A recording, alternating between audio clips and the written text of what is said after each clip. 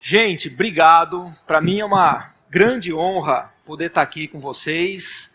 E acho que a primeira pergunta que vocês devem fazer é: que raios um professor universitário está fazendo um evento onde a gente tem tantos profissionais tão gabaritados aqui? Na verdade foi um desafio, porque assim, o Bruno e o Éder... o som tá bacana? O som tá bacana? O Bruno e o Éder me pegaram e assim, falaram assim, cara, vou te colocar numa sinuca de bico. O Éder falou assim, o que você tem para falar de ciência da computação pra galera do QCOM? Falei, caramba, tem um monte de coisa que a gente pode falar. Ele falou assim, eu vou te dar o título. Falei, manda. Levei a computação daquele jeito, né? Quem daqui levou a faculdade de computação daquele jeito? Eita, Lelê! Aí quando aparece um problema punk, você fala, putz, para onde eu corro? Para onde eu vou correr? Bom, deixa eu me apresentar rapidamente, eu vou ser muito breve, porque acho que o que a gente tem para falar é mais a gente tentar compartilhar experiências. Sou Isidro, sou professor da Universidade Federal do ABC, lá em San Andreas, né? Bem longe daqui.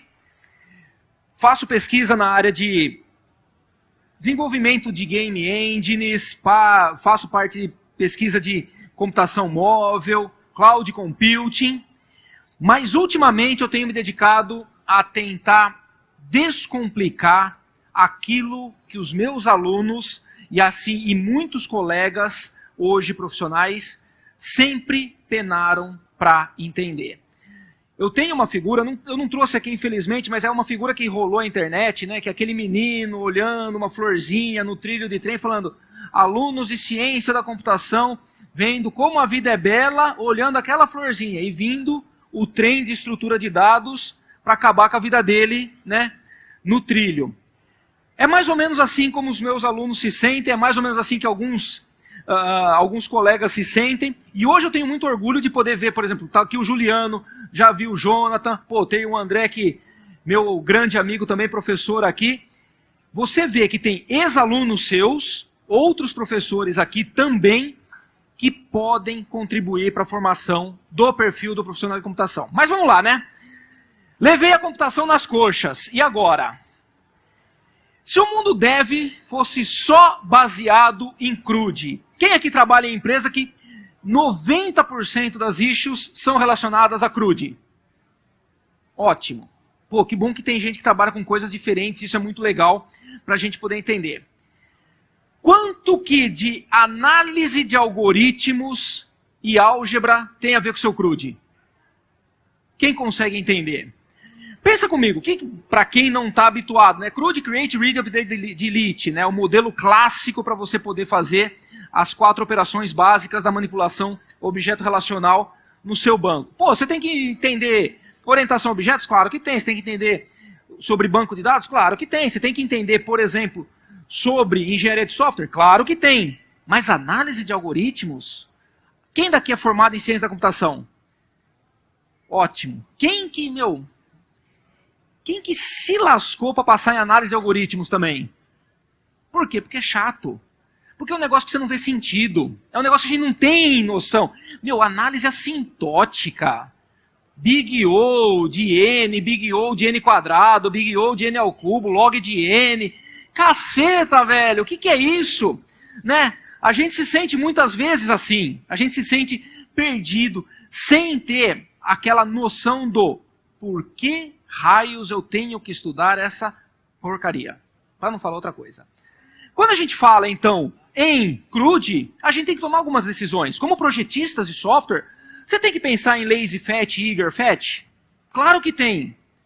Eu vou fazer, então, lá no meu CRUD, cadastro de pedidos, os pedidos e os itens do pedido. Eu vou recuperar via preguiçosa ou via gulosa? Depende da minha aplicação, mas isso são decisões. Porém, imaginem a seguinte situação. Eu vou precisar criar um framework para poder fazer isso, porque dependendo do framework que o meu time utilizar, ele não está servindo. Esse tipo de decisão vai ter que ser levado em conta. Então você vai ter que ir lá fazer uma interação no banco, para retornar só o cabeçalho do pedido. Depois você vai ter que fazer outras N interações no banco para recuperar os itens do pedido, ou pelo menos mais uma que te retorne a lista de itens do pedido.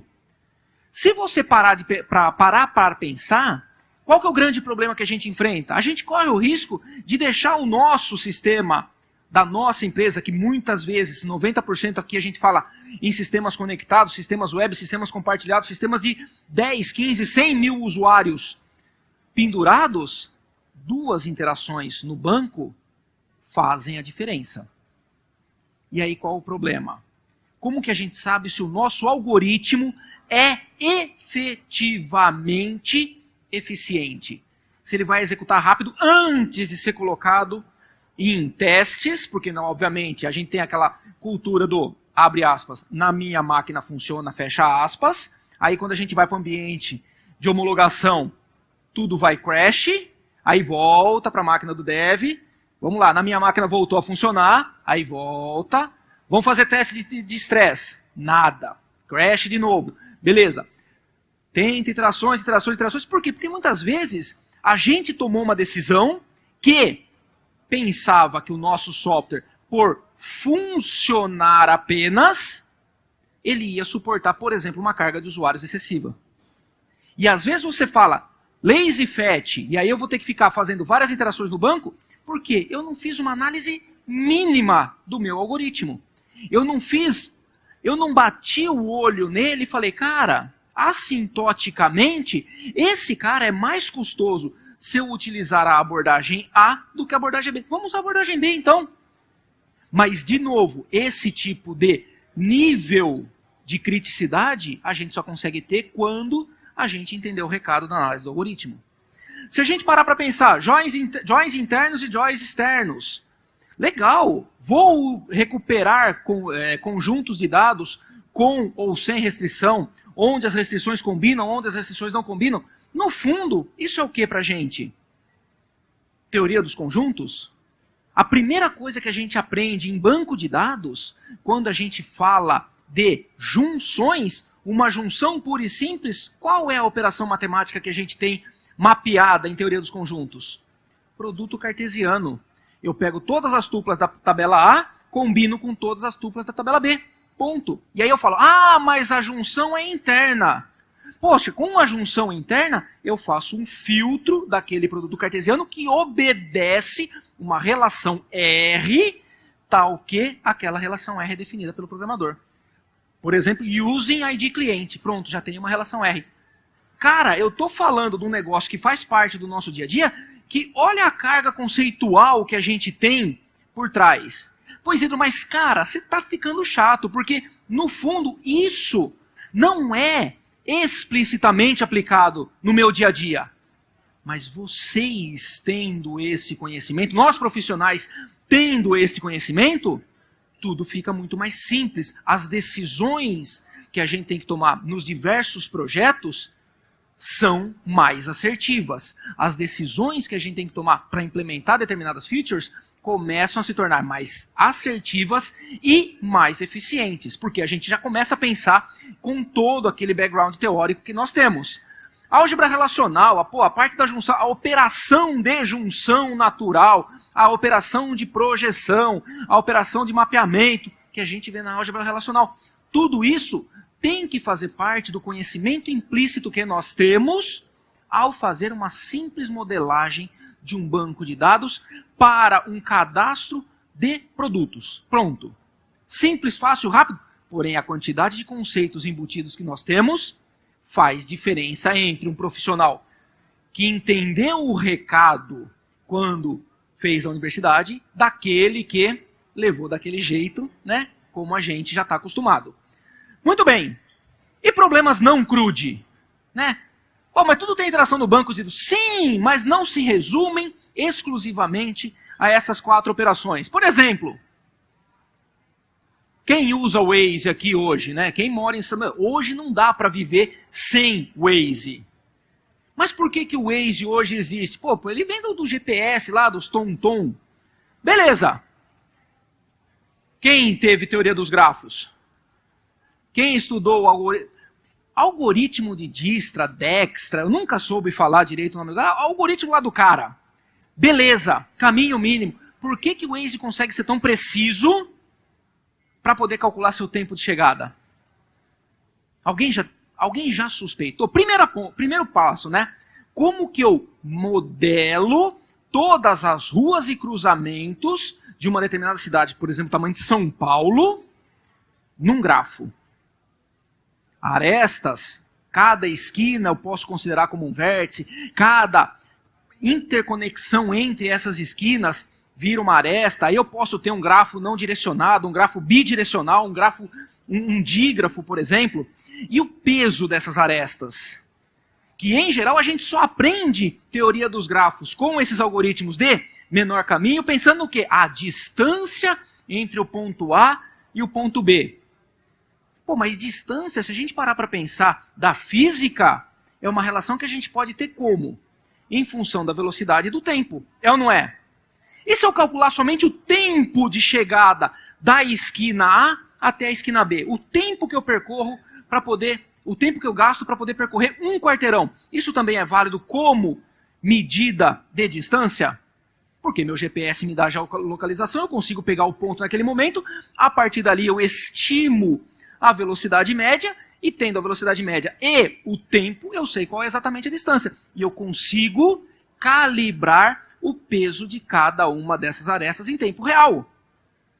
Porque quanto mais informação dos usuários conectados que eu tenho, eu vou lá no meu back-office e começo a atualizar o valor de cada uma dessas arestas. Porque quanto mais gente usando o Waze, mais retroalimentação ele recebe, mais preciso. E aí eu tenho um outro conceito que eu já vou falar, mas que ele não está escrito aqui. Quando você trabalha com Big Data, Waze pode ter Big Data? Claro que, na verdade, tem. Sem Big Data, o Waze não é Waze. Beleza. Quem estudou sistemas distribuídos aqui para poder falar de Big Data? Sistemas distribuídos. Né? Inclusive, o Juliano fez sistemas distribuídos comigo. Tá bom. Quando você fala em sistemas distribuídos, cara, Big Data é o quê? Pô, você tem um volume de informações tão grande que você não consegue processar numa máquina só. Você vai ter que falar então em cluster computing. Você vai ter que pensar agora em high performance computing. Você vai ter que começar a pensar em bulk synchronous paralelismo de um monte de valores que tem que ter algum ponto de sincronização para poder consolidar dados. A gente tem que colocar isso aqui em prática simplesmente para quê? Para atualizar o seu REC. Hora estimada de chegada. No caso do Waze. Então, você fala, Isidro, mas beleza, meu, quando que a gente vai fazer outro Waze, né? Pô, é uma vez na vida, uma vez na morte. Mas beleza, alguém da equipe de desenvolvimento do Waze falou, cara, precisamos usar esse conceito hoje para poder colocar isso num aplicativo e a partir daí vocês poderem usar. Ah, mas Isidro, eu uso a API do Google Maps. Tá beleza. Tá lindo. A API do Google Maps, você põe o ponto A, o ponto B, ele já calcula a rota para vocês. Legal. O dia que a Google mudar a política de uso da API do Google Maps, como é que a gente vai se virar? Vocês já pararam para pensar? Imagina se um dia a Amazon fala, não quero mais brincar de AWS. Quantas empresas fecham? Vamos lá. Estrutura de dados. Como que você manipula conjuntos de dados? Listas ou mapas hash? Quem usa lista aqui para poder recuperar valores no banco de dados? Quem usa mapa hash? Aí vem a pergunta, por quê? Por quê? Por que você usa mapa hash? Por que você usa lista? Lista é o nosso conceito mais intuitivo para você poder fazer a recuperação no banco. Quem é javeiro, array-list. Array-list à torta e à direito. Mas por que a gente não pode usar listas? Abre parênteses. Por que não é recomendado nós utilizarmos listas num sistema multiusuário? Porque, obviamente, todo mundo aqui deve fazer algum tipo de sistema web com alguma interface web, correto? Então vocês não estão esperando que vai ter 2 ou 3 gatos pingados pendurados no seu sistema. Vocês têm que fazer sistemas robustos que aguentem 10, 15, 100 mil usuários simultâneos. Legal. Por que não lista? Porque a hora que eu for procurar meu produto no meio daquele conjunto de produtos que eu recuperei do meu e-commerce, qual é o tempo de computação para eu poder encontrar esse cara? Já ouviram falar em busca linear ou busca binária? Estrutura de dados. Ah, então pode ser que a complexidade do algoritmo numa busca linear seja o quê? Proporcional ao tamanho da lista. E quando eu uso mapas hash, qual é a minha grande vantagem? Ou minha grande desvantagem? A mapa hash é mais foda, né, Isidro? Pô, o professor lá quando pediu na prova hash lá, a gente queimou os cabelos, é ou não é? Beleza. Qual é a grande vantagem do hash? Se a sua chave hash for uma boa chave de espalhamento, porque a tradução que a gente tem de hash é espalhamento, o que você tem? Uma distribuição uniforme dos seus valores perante o seu conjunto, a sua unidade de armazenamento, seu vetor, sua lista, etc. E se você tiver uma boa chave hash, qual é o tempo de busca disso? 1. O de 1. Putz, Isidro, então peraí. Para eu fazer um RP simples, para eu fazer qualquer coisa que me recupere do banco, é melhor que eu use um mapa hash que tem estrutura de dados e análise de algoritmos envolvidos? Sim. E aí eu vou fazer já o meia-culpa, eu como professor. Como é difícil para a gente ligar os pontos, né? Porque todos vocês, e eu me incluo nisso, quando a gente entrou na facul, a gente queria falar, cara, eu pelo menos, né? Mano, quero criar outro DOS. Puta, DOS é velho, hein? Puta, eu quero criar meu DOS, velho. Aí você fala, beleza, eu vou começar a estudar C, estudei Pascal, estrutura de dados, cara, árvore, hash, blá, blá, blá, análise de algoritmos, grafos, etc, compiladores. E meu DOS? Onde que as coisas se encaixam? Como que as matérias se interrelacionam? Como que eu consigo pegar um gancho de uma matéria que teoricamente, que na prática, na verdade, ela é super conceitual e colocar isso aplicado efetivamente no meu dia a dia, num problema que eu preciso resolver? Autômatos. Quem já teve problemas com autômatos? Né? Linguagens formais. Formalmente, o que é um autômato? É uma quíntupla ordenada, alfabeto, estados, estado inicial, regra de transição e assim por diante. É ou não é? Delta, delta chapéu, etc e tal. Mas todo mundo já deve ter jogado isso aqui. Quem jogou Street Fighter aqui? Hadouken é um autômato. Por quê? Estado inicial, idle. Aí eu aperto para baixo. Vou para o estado Q1. Mantendo para baixo, aperto para o lado. Ou seja, eu estou ali na cruzetinha ali, né? Lá em Jaú a gente chama isso aí de esgueio. A gente está meio de esgueio ali, ó. Na inclinada, beleza. Estado Q2. Solteio para baixo, mantenho para o lado, estado Q3. Solteio para o lado, soco, estado Q4. Resultado disso? Hadouken. Autômato, gente. Ah, mas você fala Isidro, para, velho. Isso aí é para quem vai desenvolver jogo. Nós somos do mercado, cara. Nosso cliente não quer que a gente... Tem alguém que desenvolve jogos assim, abre parênteses? Que triste. Nem um Pong assim, nada. Nem um negócio assim. Nem para aquele sobrinho chato. Ah, e o tio trabalha com esse negócio de... A tia trabalha com esse negócio de computador. Faz um joguinho para... Nada, não. Nem quando cai a internet e pedem para vocês consertar o roteador. Também não, né? Não nesse nível. Não, pode ser o jogo da cobrinha, o Snake. Não, ok. Tá bom, vai. Tô triste. Oi? Um web game. Depois eu vou dar uma sugestão, tá? Pra quem tiver sobrinhos chatos que querem que vocês fiquem fazendo o jogo, tem uma ferramenta chamada Construct. Você faz um web game, dá pra fazer até deploy no roteador. Quando cai a internet, você conecta no roteador, bum, aparece um joguinho muito mais legal do que o do dinossauro do Google Chrome. Mas ok, depois a gente fala sobre isso. Mas não somente Hadouken, não somente para a área de jogos. Quem modela o ML aqui? Pô, diagramas do ML de estados é o quê? É um autômato. Por quê? Porque você tem transição de estados. Cada diferente estado do seu software, de um sistema, por exemplo, de processos, tem diferentes comportamentos. Por quê? Porque cada estado representa matematicamente o armazenamento de uma informação e a transição entre um estado e outro representa ou uma ação do sistema ou uma intervenção do usuário. A gente tem, então, autômatos aplicados na prática para vocês. E aí as coisas... Talvez, eu estou enxergando alguns olhos e às vezes a reação das pessoas fala: putz, velho, se essa reação do não tinha pensado nisso acontece com você, isso acontece diariamente comigo também. A cada dia que a gente estuda, as coisas começam a ficar cada vez mais claras. E depois a gente vai falar um pouquinho sobre isso. Compiladores. Quem leu o livro do Dragão, do Arro? Mano, esse livro é tenso, mano. É do terror. Tem o livro do Tigrão também, do Sedgwick, que é você criar um compilador em Java. Cara, compiladores é o principal calcanhar na turma da ciência da computação. Junto com análise de algoritmos, com grafos, com estrutura de dados, que mais? Com matemática discreta e com LFA, linguagens formais. Beleza. Você fala: Isidro, eu nunca vou usar um compilador na minha vida, mano.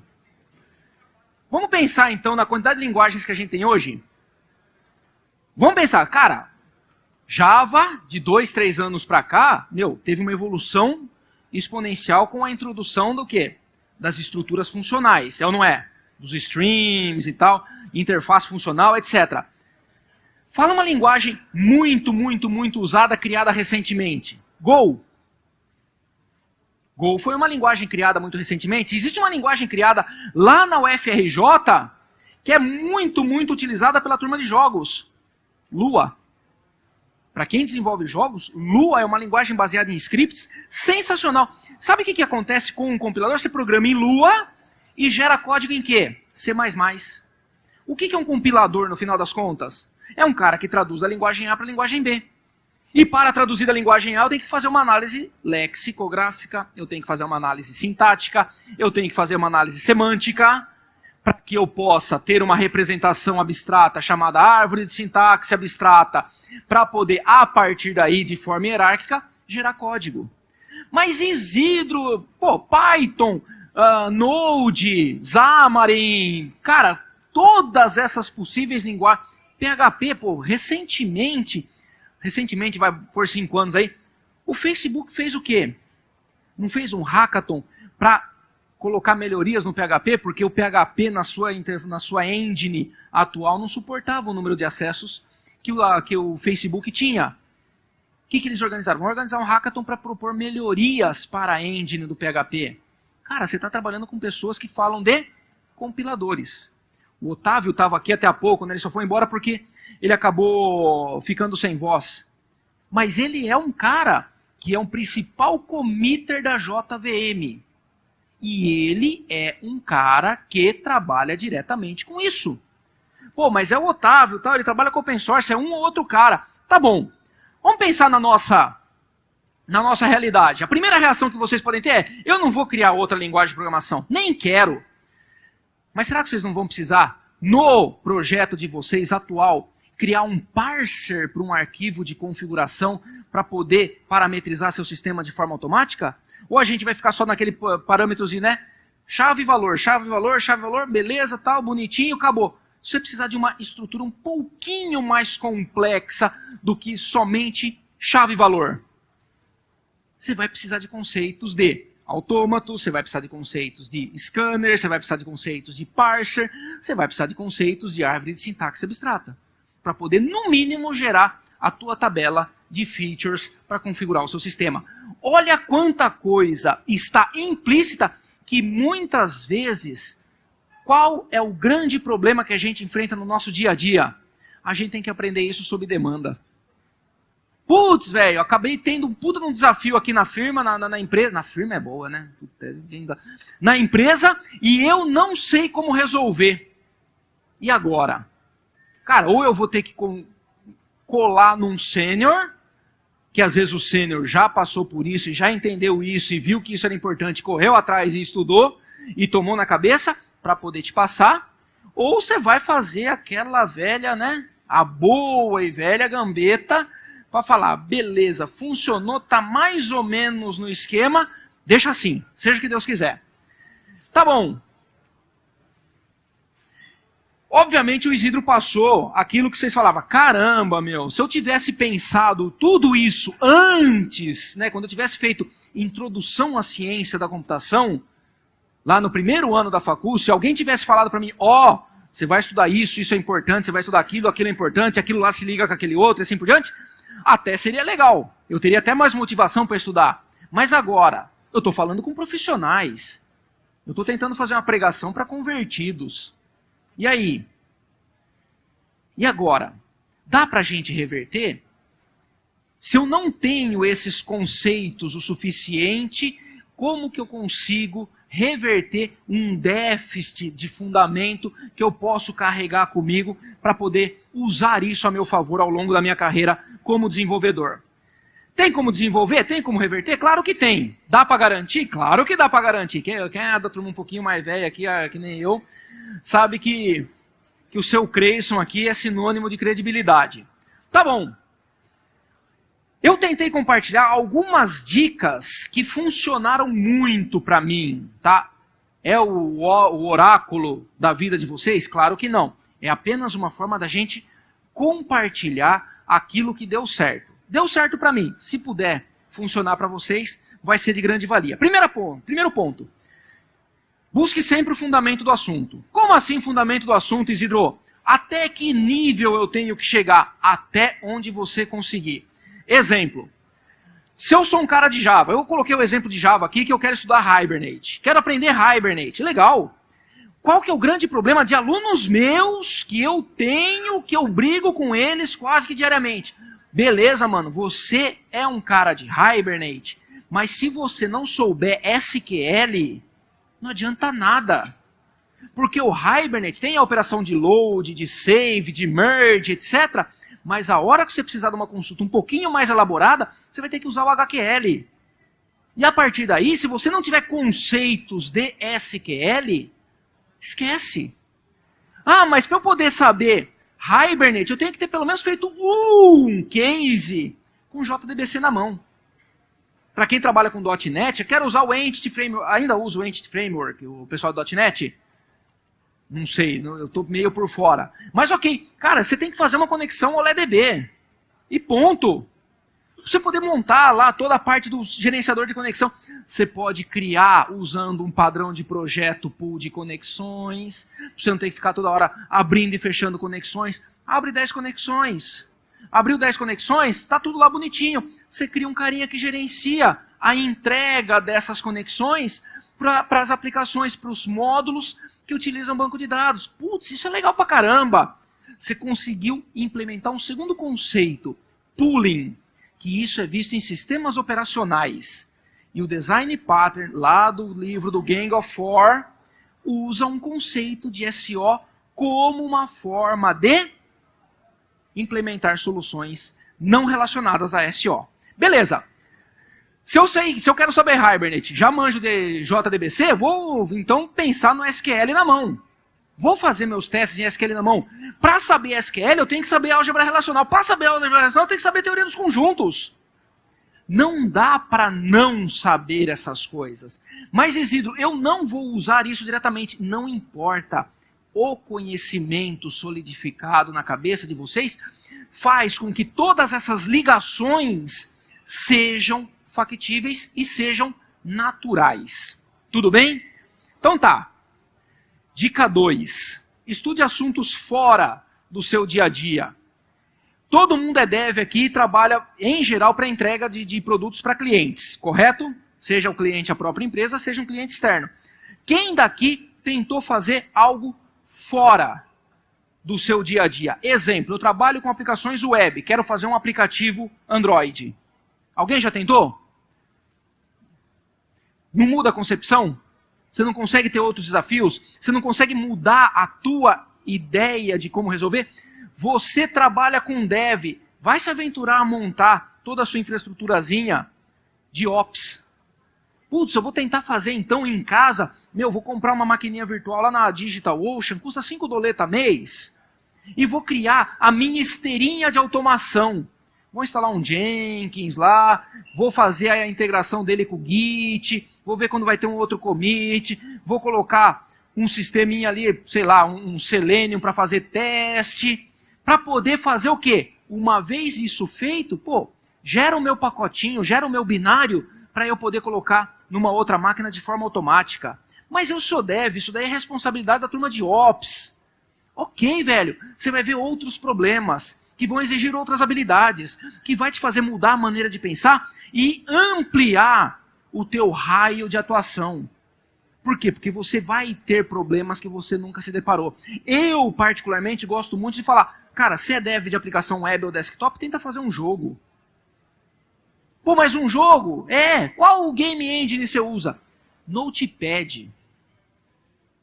Vamos usar mas por quê? Porque eu posso fazer. Se eu sou um programador web, principalmente a galera de front, cara, você manja de JavaScript. JavaScript com o Canvas lá do seu browser, você desenha o que você quiser. Botou lá um refresh automático numa taxa de 50 frames por segundo, tá valendo. Você faz um Pong. Putz, mas um Pong, cara, é um Pong. Você tem cálculo vetorial e plano cartesiano para poder trabalhar. No mínimo, e colisões, né? Foram esses exemplos. Se é um back-end developer, tenta fazer um game. Se é um front-end developer, tenta criar sua infraestrutura do zero. Tenta montar sua esteirinha de automação. Putz, mas é difícil. Sim, eu sei, é difícil. Não é um projetinho que você vai tirar ao meio-dia do sábado, às 2 da tarde vai estar pronto. Você vai levar alguns dias, você vai levar alguns meses, dependendo da sua dedicação. Não tem problema, mas faça. Funciona comigo. Eu sempre tento sair da minha zona de conforto para poder ensinar algumas coisas. Posso contar um caso bem besta? Fui ensinar arquitetura de computadores para uma turma. Pô, legal, arquitetura de computadores, velho. Assembly e tudo mais. É ou não é? O que eu sugeri para eles? Falei, vamos fazer um emuladorzinho de Assembly? Aí eu fui olhar o número de instruções do Assembly. Putz, é muita instrução, né? O Assembly do 8088 tem instrução pra caramba. Vamos fazer diferente. Peguei a especificação do 6502. Sabe qual é o processador 6502? É o processador do Nintendinho. Pô, o que é legal? 132 instruções. Ele é um processador de 8 bits. 132 instruções. Pô, bacana. Registrador de 8 bits. 3 registradores, A, B e X. Acabou. Bitzinho de flag, bitzinho de overflow, bitzinho de carry. Fim. Como que eu testo se o meu emuladorzinho do 6502 funciona? Google, NES, ROM, download. Ou seja, você consegue então baixar uma ROM. O que é uma ROM? Quem joga emulador, quem joga retro game, quem foi ali no Mercado Livre, né, jogar um X1 ali no arcade que os caras montaram. Uma ROM é um programa com as instruções do 6502. Então eu já tenho uma base de testes absurda para ver se o meu processador funciona, se o meu emulador funciona. Pô, se eu posso fazer disassembly disso, eu posso começar a pensar em gerar pulsos de som quadráticos, triangulares, não lineares, etc. Posso criar uma interface gráfica do tamanho que eu quiser para poder emular o gráfico, porque o Nintendinho, você vai querer se interessar, você vai falar, cara, não tem só CPU, tem PPU, que é a Picture Processing Unit, tem APU, que é a Audio Processing Unit, cria 3 módulos. Pô, muito louco, né?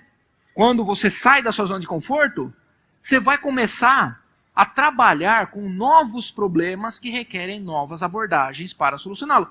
Então, assim, um curso que era um curso teórico de arquitetura de computadores acabou se tornando uma puta de uma diversão do caramba, porque a galera criou o seu próprio emulador.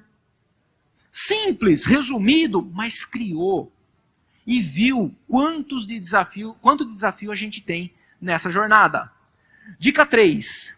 Sempre que estudar, tenta ligar os pontos. Para que eu uso isso no meu dia a dia?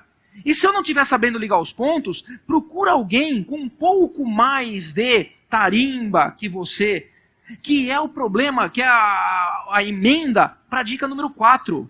Né? No fundo, sua aplicação é Assembly. Isso, saibam disso. Ok? Independente se roda numa VM ou não, sua aplicação vai ser gerado dinâmica ou estaticamente num Assembly. Né? Qual o caminho que eu chego até lá? Olha que massa. Eu tenho minha aplicação, eu tenho meu sistema operacional, ou minha máquina virtual, ou meu container, eu tenho o SO, eu tenho meu hypervisor, eu tenho meu hardware. que acontece entre minha máquina virtual e meu sistema operacional? Hoje a gente fala muito de containerização. Por que é tão legal você falar em containers? Pô, compartilha a biblioteca, você tem modularização, você consegue transportar seu container para qualquer diferente ambiente, independente de qual seja a linguagem que você implementou, desde que tenha o seu gerenciador de container lá. Beleza, que conceito é esse, velho? SO, VM. Quando o Java foi lançado, o grande mote do apelo dos javistas era o quê? Cara, Java é portable. O que significa portable? Portátil. Eu levo para onde eu quero. Hoje, containers conseguem levar qualquer aplicação para qualquer ambiente. Olha que louco. Isso é SO, galera. Isso é SO puro. Tudo bem?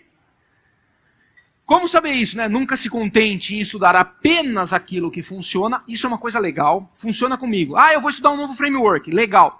Vou usar exatamente do jeito que o tutorial me fala. Beleza. E se eu quiser fazer diferente? Deixa eu testar o que quebra aqui. Deixa eu tentar fazer algumas variações para ver se aquilo que eu faço funciona variando a minha maneira de programar ou se quebra de cara. E se quebra, por que quebra? E se funciona, por que funciona? Nós somos a turma que pergunta por quê. A gente não pode se contentar em falar, beleza, funcionou, já era. A gente não pode largar a mão do porquê. Eu falo que o cara de ciência da computação, engenharia, sistemas, o cara da informática em geral, tem que perguntar por quê. Se funciona, por quê? Se não funciona, por quê? Sempre assim. A dica 3 é, nunca se contente. Mas eu não sei como estudar. Beleza. Tem alguém que te mentore. Tem um mentor. Mas quem é esse mentor? Não necessariamente não é o cara mais velho que você, não é a pessoa mais velha que você. É simplesmente a pessoa que sabe mais de um determinado assunto que você. Então, essa regra 4, essa dica 4 que serve para mim, não pode se limitar então a só ter um mentor. Ela tem uma versão enhanced. Sim, tenha vários mentores. Cola na galera. Eu lembro a primeira vez que eu aprendi a programar, século passado, Clipper, Summer 87. Alguém já ouviu falar disso? Né? Minha mãe trabalhava num colégio, um cara estava desenvolvendo o RP do colégio. Falei para minha mãe, quero saber como fazer essas coisas. Ela falou assim, ela me colocou num curso de programação, o colégio oferecia um curso de Clipper. E eu falei, eu posso passar as tardes aprendendo com o Zé e Gino aqui a programar em Clipper? Lógico, ele me dava um monte de coisa braçal para fazer e eu começava a fazer. Eu aprendi. A gente falava ontem no Community Night, cara, nós da área de programação, a gente está condenado a estudar o resto da vida. E qual é a única conclusão que eu chego com tudo isso? Fazendo aquela autoanálise no espelho todo santo dia. Você, Isidro, é um perfeito inútil. O que você vai fazer minimamente para mudar isso hoje? Estudar mais um pouco. E não pode ser um fardo. Tem que ser um negócio legal, tem que ser um negócio que fala, caraca, velho, olha isso! E, né, dica 5, seja o pior do seu grupo de estudos. Como assim, meu? Né? Como assim? Calma. A ideia é, busque sempre estudar com pessoas que sejam melhores que você, se o seu objetivo é só aprender. Mas o seu objetivo não pode se limitar apenas a aprender. Você tem que compartilhar. Então, você pode ser o melhor, o pior, tecnicamente, do seu grupo de estudo. Mas você não pode ficar exclusivamente nesse grupo de estudo. Você tem que também começar a atuar em outros grupos de estudo, porque provavelmente você vai ser, em algum contexto, o melhor de outro grupo de estudo. E você vai poder ensinar. E eu, quando ensino, aprendo 2 vezes. Isso é verdade. Por quê? Porque eu tenho que ensinar para os meus alunos o que funciona e o que não funciona. Porque vai ter, por exemplo, o Juliano que está aqui e vai falar, mas por que isso funciona desse jeito e você não explicou? Aí eu vou falar, porque foi assim. Né? Síndrome de Gabriela. Eu nasci assim, eu cresci assim, você sempre assim. Claro que não. A gente tem que saber. E primeiro, né? A grande dificuldade, ter a humildade do não sei, preciso estudar. Isso é difícil à medida que a gente vai crescendo tecnicamente na carreira. Né? Só para complementar, claro que você pode ensinar, você tem que ensinar, você tem que compartilhar aquilo que você sabe, mas se o seu objetivo primeiro é aprender para depois compartilhar, sempre busque pessoas que são mais experientes ou melhores do que você. E o mais importante, para a gente fechar, cultive a paixão por desenvolver. Sejam os caras que desenvolvem não só por obrigação, não só por profissionalismo, não só pelo salário que vocês querem ganhar cada vez mais no final do mês. Isso é fundamental? Claro que é. Mas tem uma fagulha que não pode apagar. A paixão. Desenvolvam com e por paixão. Porque isso vai levar vocês àquilo que a Caterina falou. Vocês têm um propósito na sua carreira. Pensem nisso. Muito obrigado. E para quem quiser trocar uma ideia, tem meu e-mail, tem o meu canal do YouTube, que eu costumo gerar material para a galera, Twitter, Instagram. Sintam-se à vontade. Vai ser um grande prazer poder conversar com todo mundo. Obrigado, galera. Valeu mesmo.